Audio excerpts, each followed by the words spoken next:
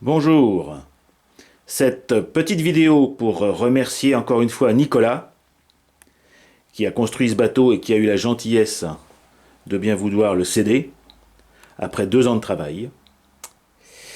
Et pour moi, c'est un peu Noël, avant Noël. Et je voulais, avant de parler mécanique et détails, montrer le bateau dans sa livrée, à savoir que ce bateau est un drifter, donc un pêcheur de maquereaux et de harengs, qui en début du XXe siècle a été réquisitionné pour faire de la lutte anti-sous-marine.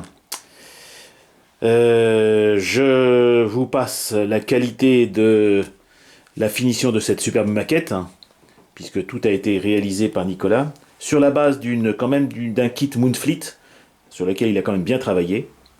Donc, pour vous expliquer la lutte anti-sous-marine, vous aviez un canon à l'avant, un énorme cabestan à vapeur, qui est d'ailleurs fonctionnel. Malheureusement, la partie supérieure est collée pour ne pas la perdre, mais la mécanique est bien représentée d'ailleurs. Ici, regardez la qualité du treuil, le travail sur le treuil à vapeur est démoniaque.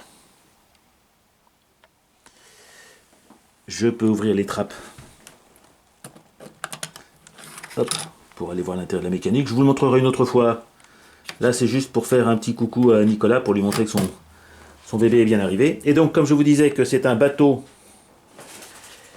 sur lequel on faisait de la guerre, vous avez ici les premières mines.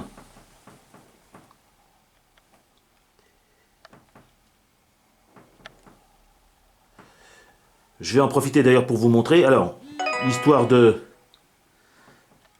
toute la partie mâture, tout le cordage de la mâture est fonctionnel. Alors la voile a été repliée et ferlée sur sa baume, donc je ne vais pas la dérouler. Mais remarquez la qualité de finition de toutes ces petites poulies. Il a des doigts de fée. Hein. Et autre détail fort intelligent pour nous maquettistes, ce bateau, comme vous le voyez, fait légèrement rouillé, vieux.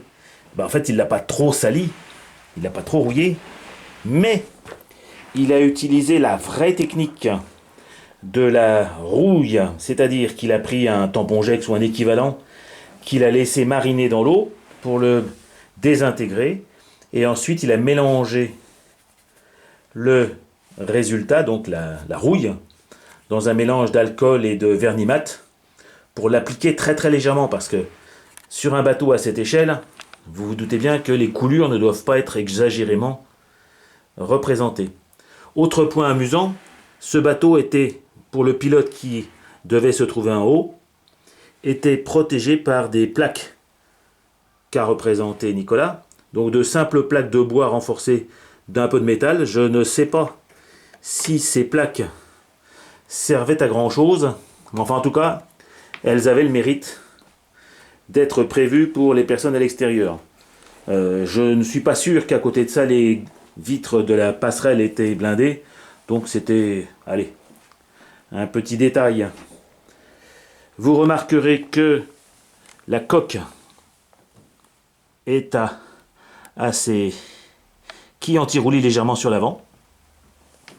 J'imagine que c'est parce que quand le bateau est plein, il est le plus lourd au niveau des cales. Petite précision juste pour le fun, la qualité du travail, vous voyez les portes sont fonctionnelles.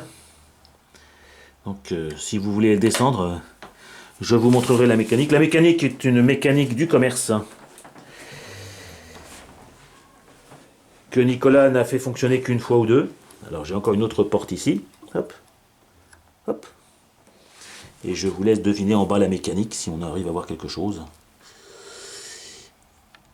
C'est pour dire qu'il y a une mécanique cachée. Voilà. Alors, petit détail maquette que je vais devoir travailler. Regardez la taille du gouvernail, elle est ridicule. Je vais au moins doubler sa surface pour en navigation avoir un peu plus de manœuvrabilité. Alors, petit détail, regardez. Vous avez les dallos qui sont bien sûr fermés quand on est en mer. Voilà, en tout cas c'est une superbe maquette comme vous pouvez le constater, qui est à l'origine un kit de chez Moonfleet Model.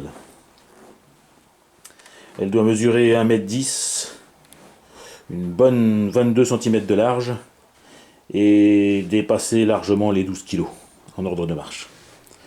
Voilà, au revoir les amis.